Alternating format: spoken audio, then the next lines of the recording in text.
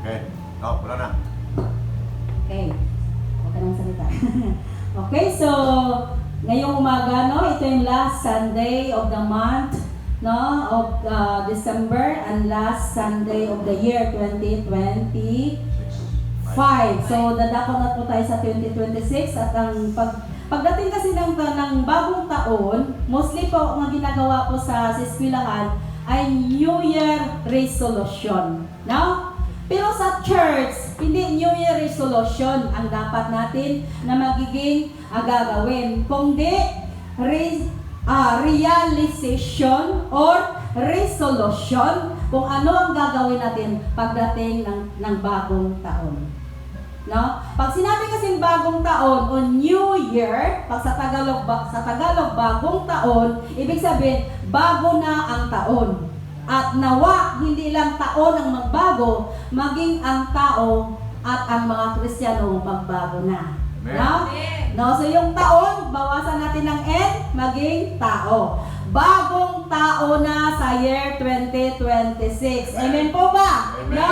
At yun ang inaasahan ng Lord. Kaya po bagong taon at bagong tao, isa sa pinakalas na ako i-share sa inyo ngayong umaga about sa realization or resolution. No? Pag sinabi kasi realization, sa words na realization, may 3 pong points po doon o 3 phrase.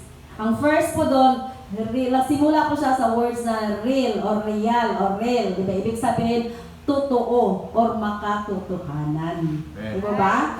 Sa year 2026, dapat, no, isama po natin sa pagbago ng taon, ang pagiging bagong tao po natin, ang yung makatotohanan na paglilingkod sa Panginoon. Amen. Amen? Kaya mag-start po ang realization sa real. Pangalawa, realize. No? Realization, no? Real and realize. So sa real, totoo, makatotohanan na gagawin po natin pagdating ng bagong taon.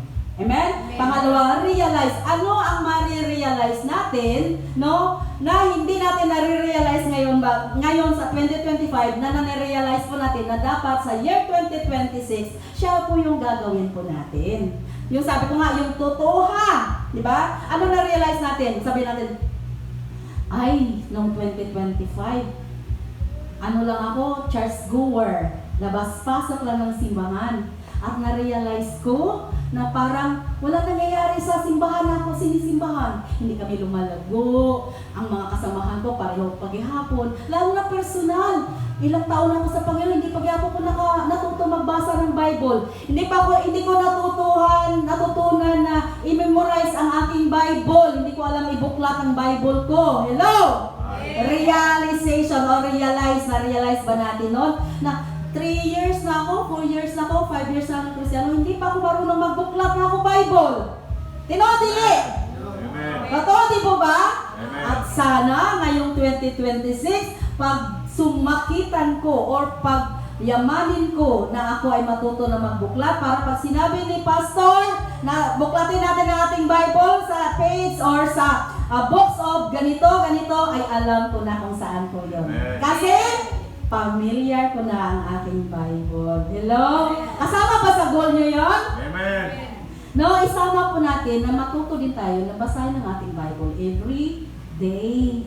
Kung baka i-goal po natin, isama po natin sa goal. Na-realize ko na kaya ako hindi masyado lumalago sa Panginoon kasi hindi ako nagbabasa ng salita ng Diyos. Hindi rin ako nagpipray halos. Di ba ba? So, anong na-realize po natin sa 2025 na dapat atin na po siya i-develop pagdating ng 2026 sa ating buhay Kristiyano sa Panginoon. Amen. Di ba ba?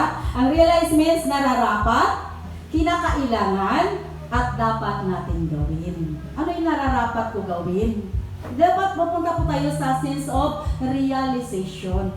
Ano yung totoo at ano yung dapat natin gawin. So, no, realize. And then, realization. Diba 3? Real, realize, and realization. Ang realization dapat, ito ay napag-isip-isip muna. Napagtanto muna. Diba? Napag-isip-isip ko na ganito dapat. Napagtanto ko na kaya pala. Kasi, realization po yun. No? At yun ang dapat natin gawin bago po tayo dumating sa year 2026. No? Simula mamayang gabi, magkaroon ka na ng realization sa iyong kinabuhi. Ano yung mga hindi ko nagawa at karapat-dapat kong gawin pagdating ng bagong taon sa Panginoon. Ibig sabihin, may goal tayo. May resolution. Ibig sabihin na nga resolution, gusto mong solusyonan yung kulang ngayong year 2025 at gusto mong mabuo o makomplito pagdating ng 2026 sa kinabuhi po natin sa ato relasyon sa Ginoo. Amen po ba? No? Kaya nga pinili ko po ang message na ito para lang sa bawat isa po sa atin na tayo po ay handa na humarap sa bagong taon. Bagong taon at bagong tao na bagong Kristiyano na sa pagdating ng bagong taon. Amen po ba? No? Iwanan na natin ang year 2025 kung ano yung mga negatibo natin at harapin po natin ang year 2026 na maging bago Kristiyano na tayo na active at kagamit-gamit sa harapan ng Panginoon. Amen po ba? Okay, buksan po natin ating mga Bible sa Lucas 15:11 to 21. No? Ito po story po to sa Bible. Story ng isang Kristiyano. Lucas 15:11 to 21. So nakita na, sundan nyo na lang ako. Wala na po akong pages ha, kasi hindi ako nag-ano sa Bisaya Bible. Okay? So Lucas 15:11 to 21. So saan nakakita? Paliw ka ng pages? Anong page ko yan?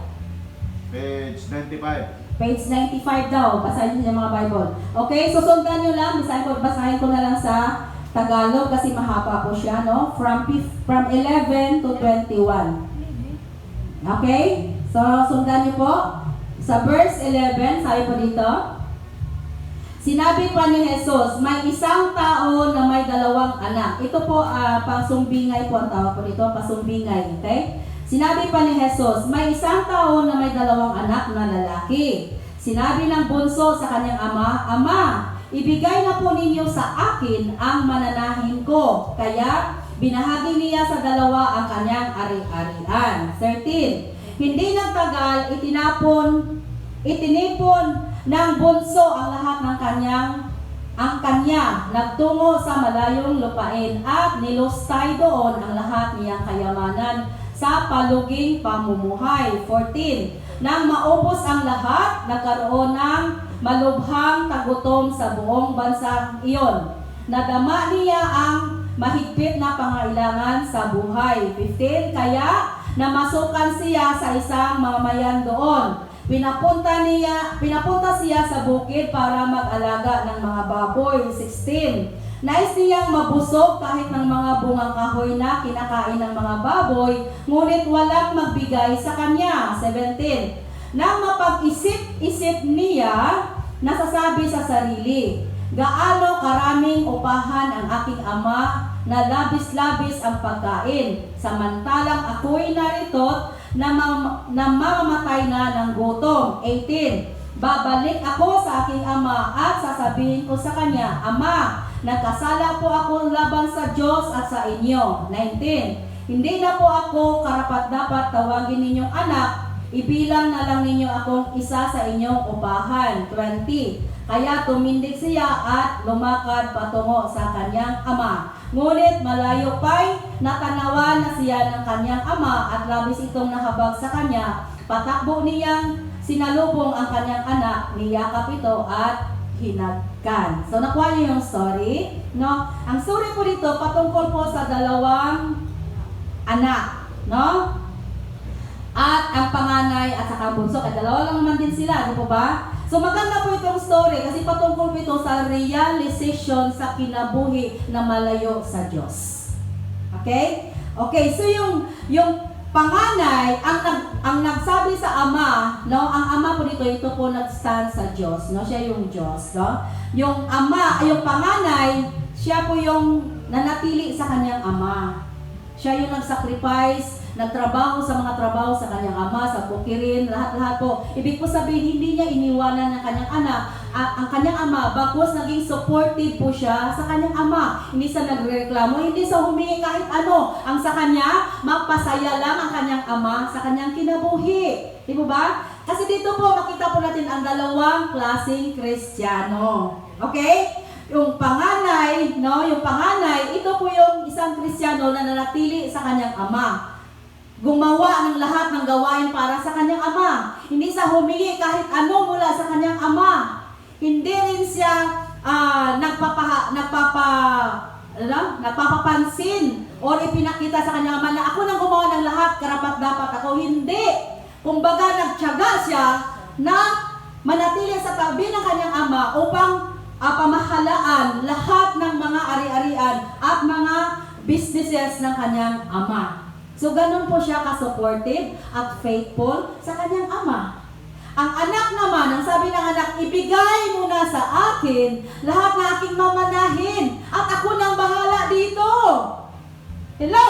Yes. No, ito naman yung Kristiyano na maluho. Kristiyano na gusto maglayaw. Kristiyano na hindi gustong pakialaman ang buhay. Kristiyano na sarili lang ang iniisip. Kristiyano na basta masaya sa bahala na kayo sa kinabuhi nyo. Amen. Amen? Amen. At ang Diyos po natin, sabi ko nga, hindi po sa Diyos na hinahawakan po tayo sa liig.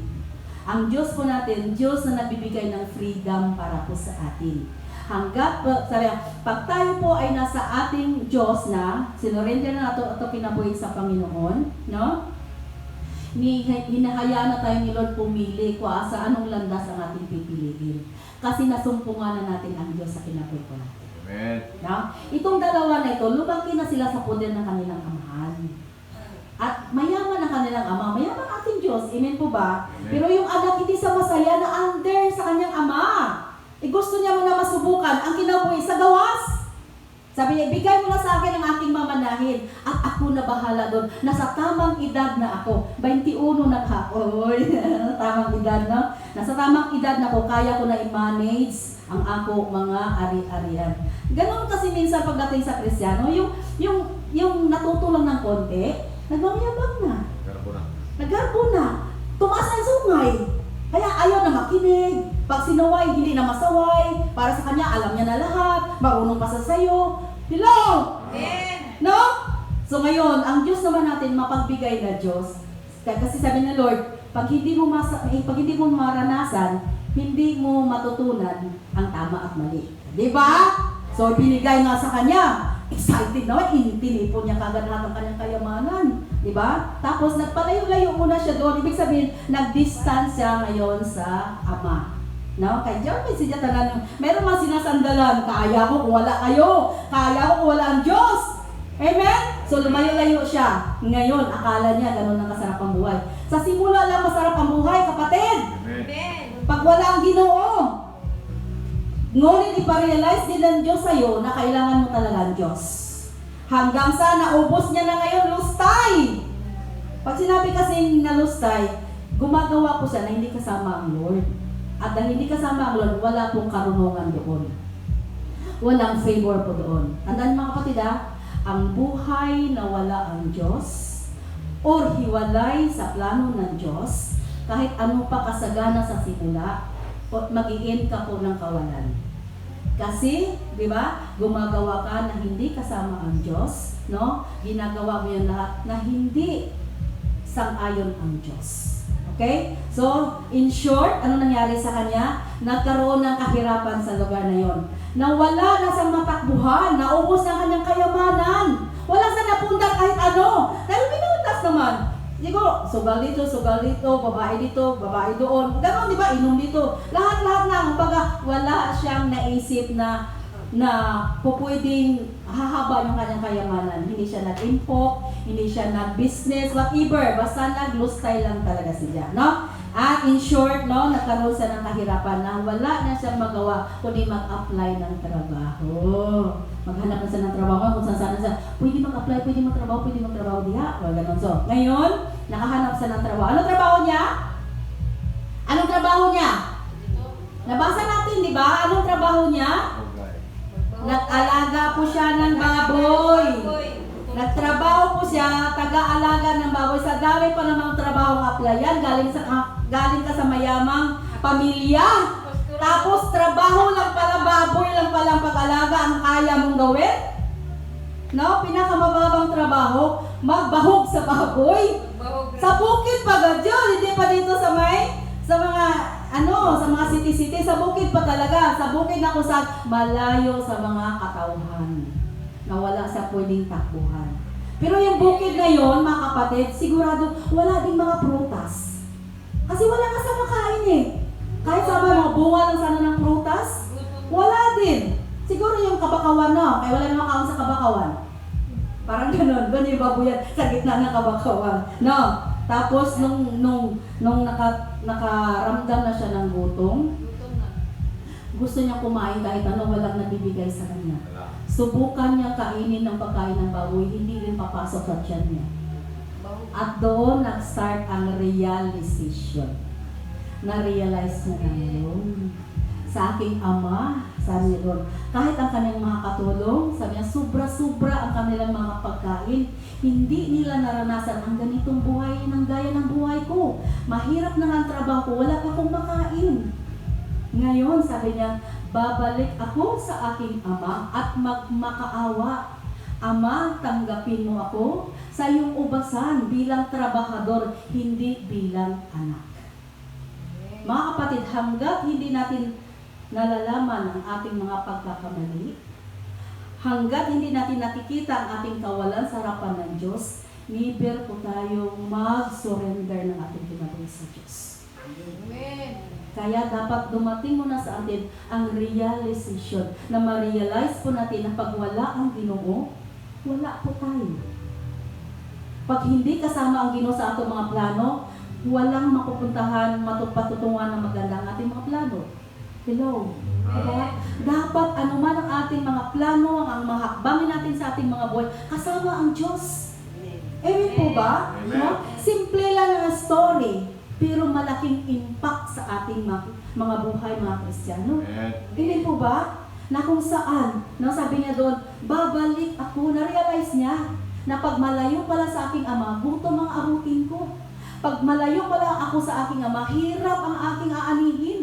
Pag malayo pala ako sa aking ama, wala ako. Kaya ngayon, babalik ako, hindi bilang anak, kahit bilang trabahador lang. Kasi sa aking ama, sabi, ang mga trabahador doon, sagana. Hello! Sa harapan ng Diyos, hindi kita trabahador. Anak tayo ng Diyos. At bilang mga anak sa Diyos, mga tagapagmana po tayo. Amen po ba? Amen. At yun ang kanyang nais sa atin. At kung nakita po niyo dito, ang ama, nung umalis ang kanyang anak, hindi niya hinabol. Hindi niya pinupuntahan. Hindi niya binibisita. May makain ka pa ba dyan? May pera ka pa ba dyan? Hindi ganun. Pero araw-araw, ang ama na nasa ano ba tawag doon? Sa may balkoni nila, sa balkoni ng kanyang tahanan, at haba ang liig sa kakatingin, kailan na kaya babalik yung anak ko? Kailan na kaya maubos yung pera niya para maalaala niya ako? Ganon ang Panginoon po sa atin. Nung nakilala natin ang ating Panginoon, binigyan na tayo ng Lord ng authority na makilala sa nanglubusan sa atong mga buhay. Ngayon, ang paglakad, no, sa harapan ng Diyos, atin na yun na decision. Yung sumunod pa sa Kanya o patuloy po tayong sumaway sa Kanya sa kabila ng kilala na natin siya. Hindi po tayo tawag doon, amo-amuhin ng Diyos. Bagos nandoon po siya lagi na naghihintay po sa atin. Mga kapatid, every new year, it's a new starting, new beginning, di ba, ng buhay sa Panginoon. Kaya po ito tinapit para pagdating ng bagong taon, simulan po natin ang ating bagong taon na bagong buhay, bagong hangarin, bagong pagnanais para sa ating Panginoon. Amen po ba? No? Kaya nga, di ba? Kailangan bumalik po na tayo o maranasan muna natin ang realization sa ating mga buhay bago po natin magawa, no, ang nais na Diyos sa buhay po natin. Kaya nga nung bumalik siya sa Panginoon, bumalik siya sa kanyang ama, malayo pa lang siya, nakita na ng ama, ito na. Sigurado nagsisi na to. Siguro may natutunan nito nung malayo na siya sa akin. Kaya bago pa siya nakarating doon sa palasyo ng kanyang ama, bumaba ng ama at niyakap sa kagad. Dahil ang ating Diyos, anumang kalaki ang ating pagkakamali, anumang kalaki ang ating ginawa sa Kanya, pag tayo magbalik loob sa Kanya, malayo pa tayo, mahaba ng kamay ng ating Ama na inaabot po tayo. Ganyan po tayo kamahal ng ating Diyos. Hindi niya tayo habol-habulin, hindi niya tayo amu-amuin, pero nandyan siya naghihintay para po sa atin. Ang dahilan kung bakit hindi niya tayo hahabulin, hindi tayo amu-amuin, para matuto po tayo, para ma-realize po natin na ang buhay pag wala ang Diyos, walang saysay. Amen. Amen? Amen. At kung hindi natin din ma-realize, no, hanggang kailan hindi talaga natin totally masurrender ang ating buhay sa Panginoon. Amen. Amen. No? Kaya yun po ang nangyari sa story ng dalawang magkakapatid. No? Ngayon, sabi po doon sa Lucas 9 verse 57 to 62, ito naman ay patungkol sa the cost of following Jesus. Ibig sabihin dito, yung halaga ng pagsunod sa ating Panginoon. No? So, sa 9, papunta kayo sa 9, di ba? 15 tayo, pumunta kayo sa 9. Puro tayo story ngayon. Verse 57 to 62. 9, 57, 62. Okay? Nakita niyo na? Sundan niyo ako ha. Hanggang sa 62 lang. Sabi niya doon, habang sila'y naglalakad, may isang taong nagsabi kay Jesus, susunod ako sa iyo, saan ka man mapunta. Ito po si Jesus ang naglalakad at may mga kasabay po siya ng mga disciple or mga believers o mga tao. At ang tao mismo ang nag-approach sa kanya, Panginoon, susunod ako kahit saan ka man pumunta. Sabi sa 58, sinabi ni Jesus, may lungga ang mga alamid at may pugad ang mga ibon sa himpapawid. Ngunit ang anak ng tao, wala man lamang mahinga ng kanyang ulo, mahiligan ng kanyang ulo. 59, sa isa pang lalaki ay sinabi niya, sumunod ka sa akin. Ngunit sinagot siya ng lalaki, Panginoon, bayaan mo munang ilibing ko ang aking ama. 60. Sumagot si Jesus, bayaan mong ilibing ng patay ang kapwa patay, ngunit humayo ka at ipahayag mo ang kaharian ng Diyos. 61. May nagsabi naman, susunod ako sa iyo, Panginoon, ngunit pahintulutan mo muna akong umuwi para magpaalam sa aking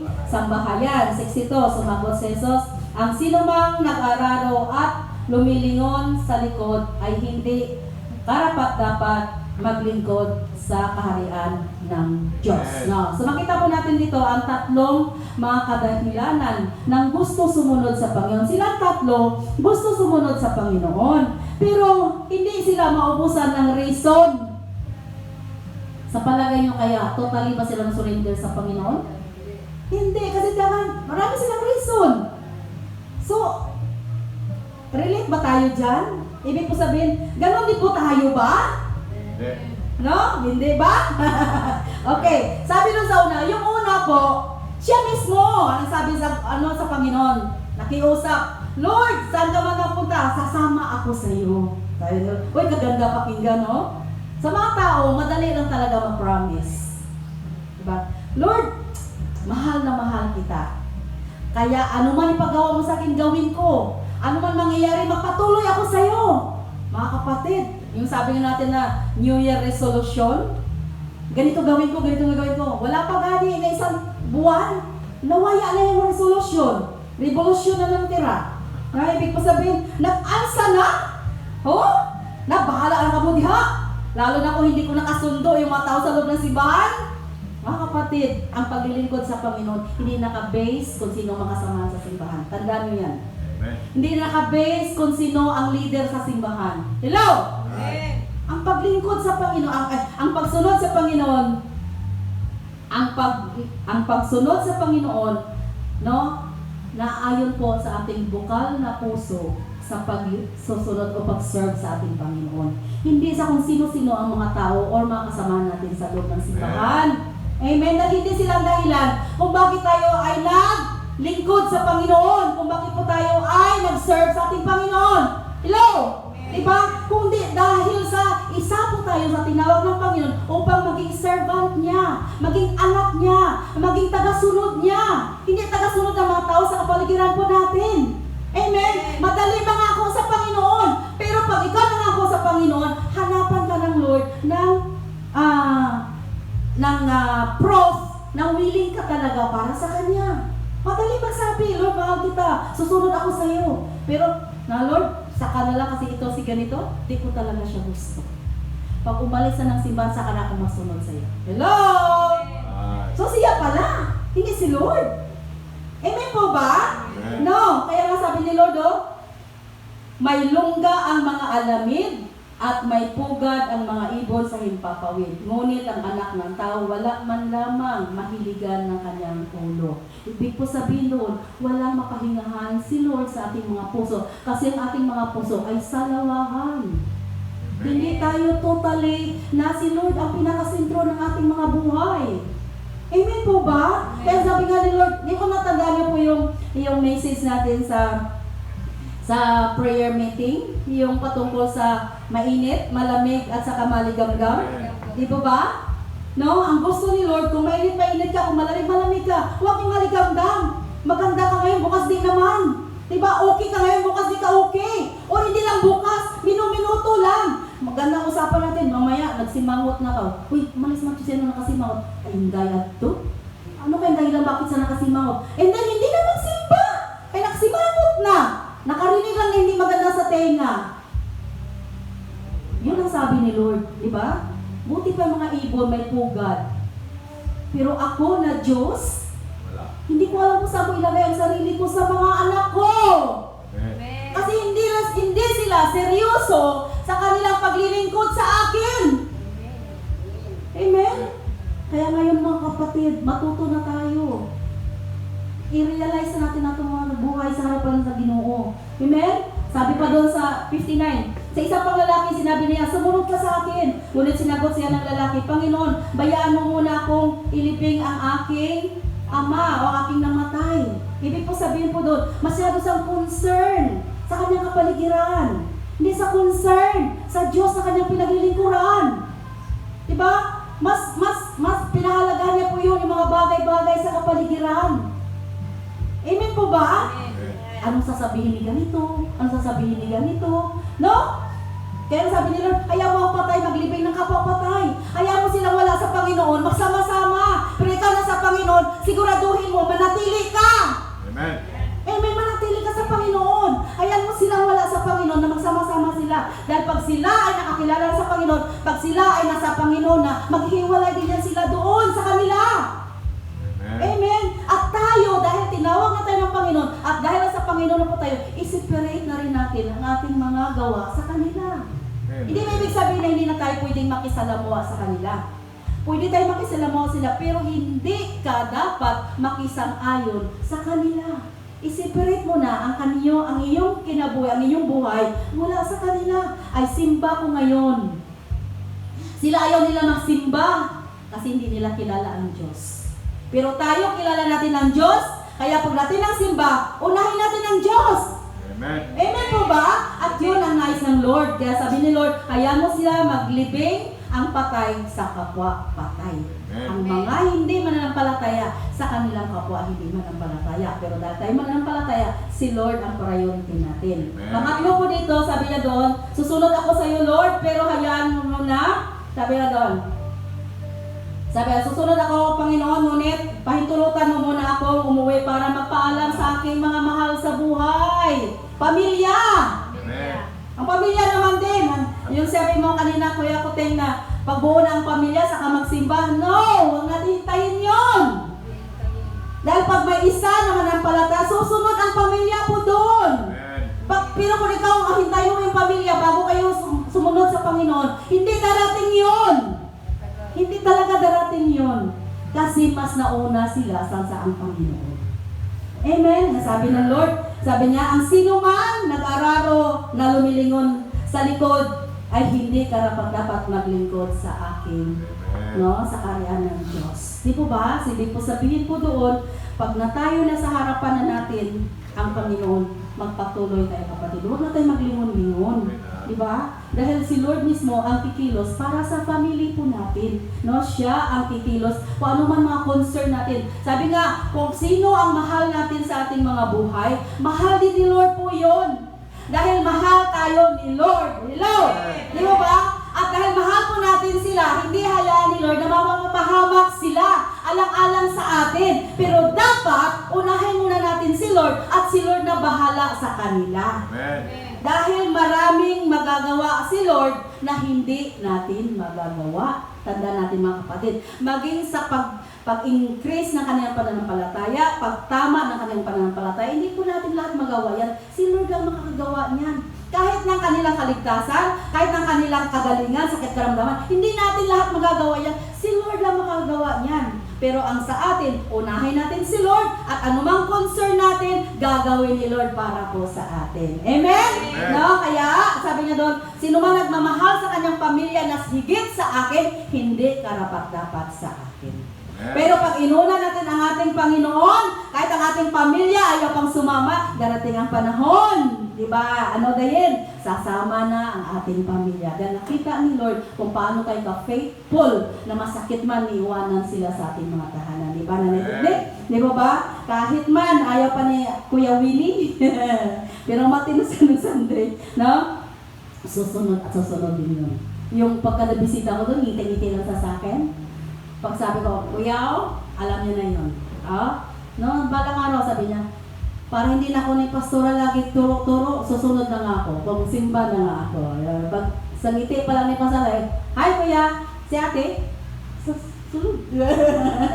So alam niya na yun. No? So tuwing kamustahin mo siya, alam niya na yun. Okay? Okay, so,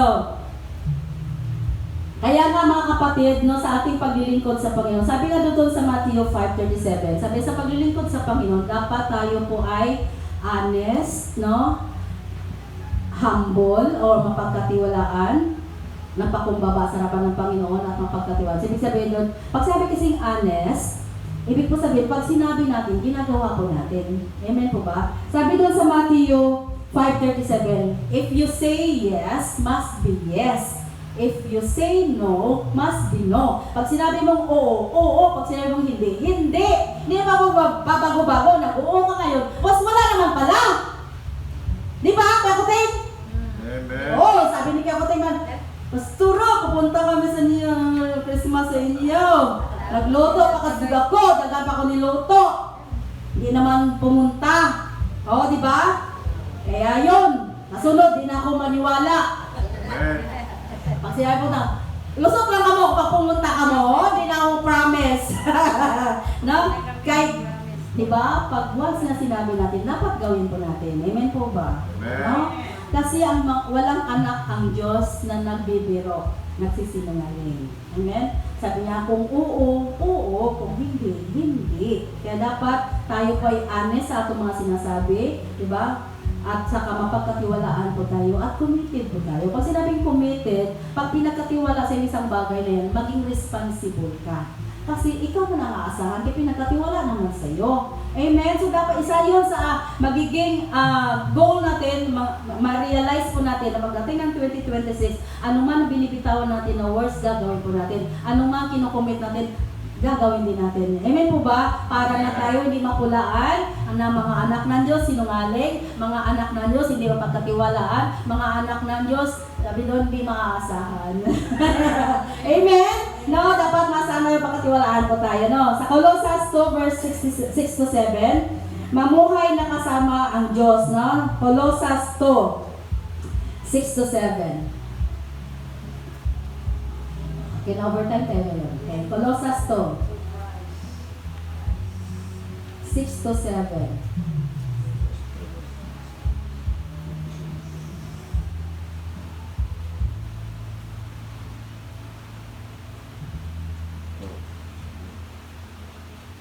Okay, so nakita niyo na. Okay, kung pag nakita mo, sabihin mo na lang sa kanila kung anong page para madali bilahan natin. Colossus 2:60. 2:6-7. Sabi doon sa verse 6, sabi niya, kaya nga, yamang tinanggap ninyo si Kristo Jesus bilang Panginoon, mamuhay kayo ng nararapat sa Kanya, nakaugnay sa Kanya, lumalago sa Kanya, nanatiling matibay sa pananampalataya at laging nagpapasalamat sa Diyos. Huwag kayong patatangay kaninuman dahil sa walang kabuluhan at mapapanlinlang nilang batay sa kagalian ng tao. Tuntunin ng sanlibutan at aral na ito'y hindi nakasalig kay Kristo. No? Bilang mga tumanggap kay Kristo Jesus bilang Panginoon nila, mamuhay kayo na nakasalig sa Panginoon, diba? Nakadepende sa Panginoon, no? Nakaugnay sa Panginoon at lumalago sa Panginoon. Amen po ba? So yun ang inasahan ng Lord po sa atin. At huwag tayong manangan sa mga sabi-sabi ng ating mga sa kapaligiran. No, huwag sa kanila. Ito mga kapatid, anumang sabihin ng mga tao sa labas, pag sinabi kayo sa labas, wala sa loob ng simbahan, o hindi natin kasama sa simbahan, hindi kayo masyado maniwala sa kanila, lalo na papatungkol sa Diyos. Alam niyo kung bakit? Kayo ang nandito, kayo nakikinig, kayo yung mga naturuan na. Ibig sabihin, kayo ang mas may alam sa kanila. At bakit sila ang sinusunod? Sila napapakinggan. Di ba? Dapat ang pakinggan po natin kung anong sinasabi ng Diyos para po sa atin. Hindi ang sinasabi ng mga tao na simba-simba ka dyan, no, mula na ng born again ka, parang hindi naman maayos ang buhay mo. Mga kapatid, di ba? Wala silang relasyon sa Diyos, gaya ng relasyon natin. Amen po ba? Walang pangako si Lord sa kanila, gaya ng pangako ng Diyos sa atin. Kung sa ngayon hindi pa maganda ang ating buhay, pero sa patuloy natin na papatuloy sa Lord, unti-unti na inaayos ni Lord ang ating mga buhay. Hindi lang buhay natin, pamilya po natin, at lahat ng mga concern natin. Unti-unti po siya inaayos ng Lord. Anin mo yan na yung mayaman nga sila, guba naman ang pamilya nila. Diba wala naman direksyon mga kinabuhi nila, mga buhay nila. Aanin natin yan. Sang sa mahirap tayo ngayon, may sacrifice ang ginagawa ngayon, pero unti-unti ni Lord na inaayos dahil lahat ng mga pagpapala na nagmumula sa Diyos, wala po siyang halong kaguluhan. Ibig sabihin, i-enjoy talaga natin lahat ng kayamanan na nagmumula sa Lord. Amen? No? Okay, 2 Peter 1, 10, 11. 2 Peter. Sa dulo yun na, Peter. 1 verse 10 to 11.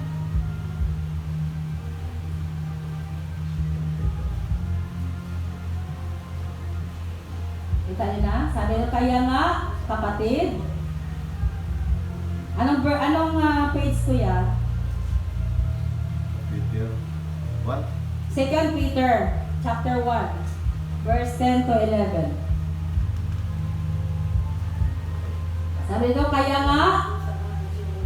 mga kapatid, lalo ninyong panabikan na maging tiyak ang pagkatawag at pagkahirang sa inyo. Pagkat kung ito ang inyong gagawin, hindi kayo madarapa. Buong dala kayong tatanggapin sa walang hanggang kaharian ng ating Panginoon at tagapagligtas na si Hesus Kristo. No? So bilang mga anak sa Diyos, bilang mga tinawag sa Diyos, bilang nakipag-isa sa ating Panginoong Hesus Kristo, sabi niya, lalo ninyong pananabikan na maging tiyak ang pagkatawag sa inyo. Sino ba tumawag sa atin? Si pastor ba? Si kapatid ba? Jesus. Ang Panginoon ba? Panginoon. Diba? At dahil ang Panginoon tumawag po sa atin, sabi niya dito, buong dala kayong tatanggapin na walang hanggan sa kaharian ng ating Panginoon na tagapagligtas na si Hesus Kristo. Pagkat, sabi niya, kung ito ay inyong gagawin sa inyong mga sarili, ang tiyakin, siguraduhin ang inyong pagkatawag o kaligtasan sa Panginoon. Amen. Amen? Kung sa palagay natin ang Panginoon tumawag sa atin, manatili ka. Kung sa palagay mo, ang Diyos ang nagdala sa iyo sa kanyang bahay panambahan, magpatuloy ka. Amen po ba? Amen. Kung sa palagay mo, tama yung iyong karelasyon sa Lord, tama yung iyong paglilingkod sa Panginoon, tama yung Diyos na iyong pinaglilingkuran? Anong rason na mag-surrender ka? Anong rason na tatalikod ka? Anong rason na tatamarin ka? Anong rason na mag-ayaw ka na? Amen? So walang rason. Dahil totoo ang Diyos na tumawag sa iyo at totoo ang kanyang ginagawa sa buhay mo. Amen po ba? Amen. Di ba lahat po tayo nakaranas, no? Naranasan na natin na nasubukan na po natin kung gaano katapat at buhi ang Diyos na tumawag po sa atin. Amen. Amen po ba? Kaya nakapagsabi po tayo na hindi masarap ang buhay na hindi nagsisimba sa Lord. Hindi kumpleto ang life na wala si Lord. Wala akong magagawa kung wala ang Diyos sa buhay ko. Di ba ba? Nasasabi natin lahat yon dahil naranasan natin ang presensya ni Lord sa buhay ko. Amen. Amen? At huwag nating hayaan na ito po ay mawala. Mawala pa sa atin. Okay, last verse po natin. Hebreo 10:36 to 39. Hebreo. Last verse po natin. Tiyaga agad sila po atin sa pagsunod. No? Hebreo 10:36 to 39. Pages, kuya. Tunahin to. 290 to daw. Hanapan ninyo. Okay, basahin ko dito. 10:36-39. Hebreo 10:36-39. Basahin ko dito. Kailangan kayo'y magpakatatag upang kung matupad na ninyo ang kalooban ng Diyos, ay tanggapin naman ninyo ang kanyang ipinangako. Pagkat kaunting panahon na lang, siya ay darating at di na magtagal. Pagkat ang aking lingkod, sabi ng Panginoon, na matuwid ay nabubuhay sa pananampalataya. Pag siya ay umurong, hindi ko siya kalulugdan. Ngunit, hindi tayo kabilang sa mga umuurong at napapahamak, kundi sa mga sumasampalataya at naligtas. Amen? Pangako ito ng Panginoon sa atin sa lahat ng mga nagpapatuloy, nagtatalaga, nagtiyaga, no? Na nanatiling matatag sa kanilang paglilingkod sa Panginoon. Ulitin ko Sabi niya dito, kailangan kayo'y magpakatatag upang kung matupad na ninyo ang kalooban ng Diyos, ibig po sabihin, may kalooban ang Diyos sa atin, no? Tatanggapin naman ninyo ang kanyang ipinangako, pagkat kaunting panahon na lang, siya ay darating na at hindi na tatagal. Amen. Amen? So isa sa dahilan kung bakit tayo nandito, kung bakit tayo naglilingkod sa Panginoon, kasi hinihintay po natin ang pagbalik ng ating Panginoon upang isapan niya po tayo sa kanyang kaharian. Amen. Paano na ang pagdating na Lord sa simbahan, wala man nagising na naidik-dik dire. Goodbye. Wala man nagising ko tayo dire. Goodbye. Bayaan! Sabi naman, ihaawon ko na lahat ng aking mga anak. Lord, di rin pa kami di mo. Bakit kanina pumasok ka ng simbahan, wala ka mo? Na-late ako, Lord diharakan ka. Ano man na-late mo? Nagalagaan ko palaga ang asawa ko, Lord. Napakaon ko pa. Bele. Sabi na Lord, hindi yan excuse. Mga kapatid, sa harapan ng Panginoon, walang pwedeng i-excuse. Amen po ba? Amen. Kasi nung time na tayo nag-surrender sa Panginoon ng ating mga buhay, ibig sabihin, totally na po yun. At dahil totally po yun, wala na tayong i-excuse kay Lord. Lord, kasi Lord, may sakit si ganito. Lord, kasi Lord, wala akong pera. Lord, kasi Lord, sabi ni Lord, pag yes or yes, pag no, no, pag dumagdag ka pa doon, kasalanan na sa Kanya yun. Amen po ba? Amen. No, kaya nga sabi niya doon, hindi tayo kabilang sa mga umuurong. Ang aking lingkod na matuwid ay nabubuhay sa pananampalataya. Pag siya'y umurong, hindi ko siya kalulugdan. Ngunit hindi tayo kabilang sa mga umuurong sa 39 at napapahamak, kundi sa mga sumampalataya at naligtas. Pangako ni Lord sa atin yan, mga kapatid. No? Sa mga matatag na nagpapatuloy, hindi umuurong at nagtatalaga ng kanilang mga buhay sa Panginoon. So, mga kapatid, anong realization ang ating ma-realize ngayon sa pagpasok natin sa 2026 na i-develop po natin sa ating paglilingkod sa Panginoon? Pag may sagabal ba sa atin, i-excuse ba natin sa sagabal? Maliban na lang pag hindi mo na kayang tumayo. No? Lord, napilay na ako kanina, hindi na ako makalakad. Gusto ko pumasok ng simbahan, hindi na ako makalakad. Dito na lang ako sa bahay mag-pray. Hindi man ako makalakad. Amen? Pero kaya mo naman, tapos doon ka na lamang sa bahay mo. Di ba? Ito pa mga kapatid Sabi ni Lord, ang kanyang araw ng panambahan, anong araw? Sunday, di ba? At sabi niya doon, asikasuhin nyo na ang lahat ng bagay ng Saturday para pagdating ng Sunday, sabi niya doon, hanay na lahat, malaya ng lahat na makapagpurit pagsamba sa akin. Di ba? Kahit nga sabi niya, kahit yung pagbukas ng apoy, pagtrabaho sa linggo, hindi yun ina-allow ng Lord. Kasi ang linggo ay araw ng Panginoon. Sabi niya, patayin ang nagtatrabaho ng linggo. Biblical po yan, papatayin no? Pero hindi ko sinabi sa iyo, patayin nyo na yan kasi wala yan ng linggo. No? Pero sabi ng Lord, dapat yung Sabado, preparation pagdating ng linggo. Para pagdating ng linggo, wala na tayong i-excuse. Pagdating ng linggo, ready na po tayo. Kaya naman kaminsan, bakit wala si ganito? Hello? Wala si ganito. Puyat manggod siya ng Sabado. Puyat manggod siya ng Sabado, kaya late na sila na no? Yung mga ganun. Sa palagay natin, excuse kay Lord. Totoo mga kapatid, napapagod po tayo, no? Kailangan natin mag-rest. Pero ang sabi ni Lord, napaka-importante ng araw sa Panginoon. Dito kasi pinapakita kung gaano natin kamahal si Lord. Amen? Amen. No? Kasi pagod ako, Lord. Pero ang tanong, sino ba nagbigay ng kalakasan po natin? Lord. Si Lord ang nagbigay ng lakas po natin. Kaya huwag po natin sabihin na, pagod ako, Lord. Hindi natin excuse yung pagod.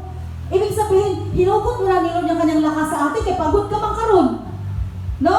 So ibig po sabihin po doon, pinabuso mo ang iyong kalakasan. At pagdating sa Panginoon, wala ka ng lakas. Kaya sabi mo, Lord, sa sunod na lang babawi ako, Lord, kaya pagod ako ngayon. Sabi ni Lord, ikaw, sabi niya, kunin ko ngayon ang buhay mo. Ano ang ma-excuse mo sa akin? Sinabi ni Lord sa Biblia yan, sa isang mayaman. Sabi niya doon, masyado ka nag-ipon sa iyong sarili. Kung kukunin ko ang buhay mo ngayon, sino ang makinabang ng iyong mga naipundar? Hindi ba wala? Buhay mo wala din benta. Amen? So, ganun po si Lord po sa atin. So, sana, ma-realize po natin sa 2026 na the more po natin pag-ibihan, pagsumakita, no, ayusin ang ating good relasyon sa ating Panginoon. Amen? So, mula sana sa araw na ito, meron na po tayong goal na pagpasok po ng 2026. Pag-end, no, alas 12 man ng gabi po yun, no, mag-break. Mostly kasi ng mga tao, alas 12 ng gabi, gising pa. Nag-aabang ng paputok? Nag-aabang ng kainan? Ano bang inaabangan natin doon? Oras.